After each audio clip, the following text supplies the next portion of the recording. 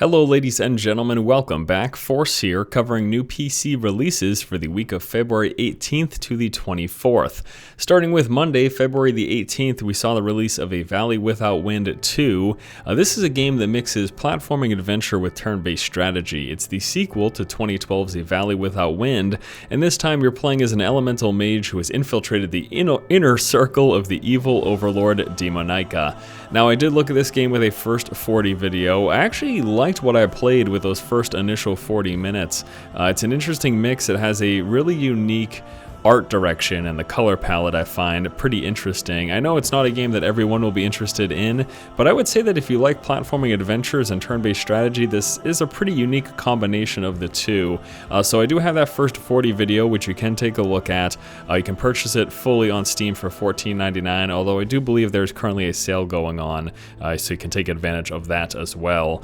Also released on Monday was March of the Eagles, which is a grand strategy game based on the Europa Universalis series. This focuses on the Napoleonic Wars in Europe between 1805 and 1820. This type of game really isn't my cup of tea, so I don't think I'll be looking at it. Once again, that is available right now because it was released on Monday. You can get it on Steam for $19.99. And then lastly, for Monday releases, we saw the release of Super House of Dead Ninjas, a side-scrolling action platformer with procedurally generated levels. This was originally a Flash game, but it was remade for its Steam release, and with the remake they had a few additions such as full screen support, new levels, enemies, weapons, as well as a level editor. I myself won't be covering this, but I do believe other YouTubers have already or are in the coming days here, so keep an eye out for those videos, but you shouldn't be expecting any coverage of this game from me in particular. And that is primarily because I will be tied up with today's release for Tuesday, February the 19th. We are seeing Crysis III, the fourth installment in Crytek's first-person shooter franchise. This takes place 24 years after the events of Crysis II and is set in an overgrown New York City. So I've done a first 40 that is up on the channel, so if you want to see what the first 40 minutes of Crysis III are like, that video will do that for you. And I'm going to continue to play through it and hopefully finish the game this week so I can provide some additional coverage for you guys. I'd like to do a follow-up video to give you my impressions on the title and potentially some multiplayer coverage as well. Now, as of this recording, beyond that first 40 minutes that I did, I've played a few more hours and I'm still continuing to enjoy the game. The dialogue seems a little bit iffy and the story has made some strange turns, but the combat itself is really enjoyable. And of course, visually, being a game from Crytek, you expect a lot, and I think they deliver. This game is an absolute beast, and it's really working my GTX 670 to the bone. I'm trying to run on the highest settings available, and it's actually not even getting 60 frames at that, which was surprising to me, but after doing some research, I even saw Total Biscuit posted the other day on Twitter that he's got a GTX 680 and he tried to run in the high settings, but he couldn't hit above, I think, 30 FPS either. So it's definitely a machine hog, and it'll be really good to test systems. But anyways, the important part, the gameplay, the gunplay, I found pretty fun, and I am hoping that Crysis 3 holds up for the long haul. Once again, I'll finish that game this week and I'll give you my impressions once I am done.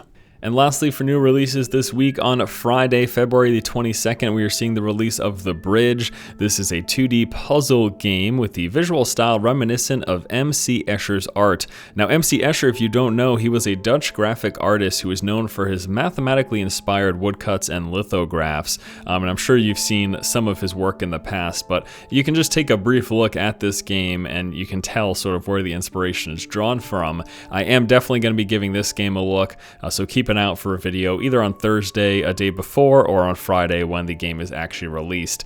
And that is going to do it for new releases for this week. Let's go ahead and talk about my additional planned content.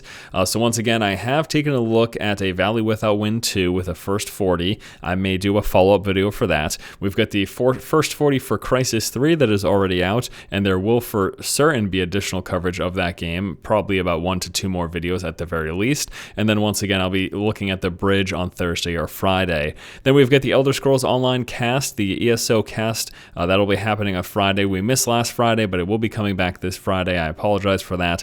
Some things just took place last Friday. I wasn't actually able to get the time to sit down and do the cast with Jesse, but it will be back this Friday.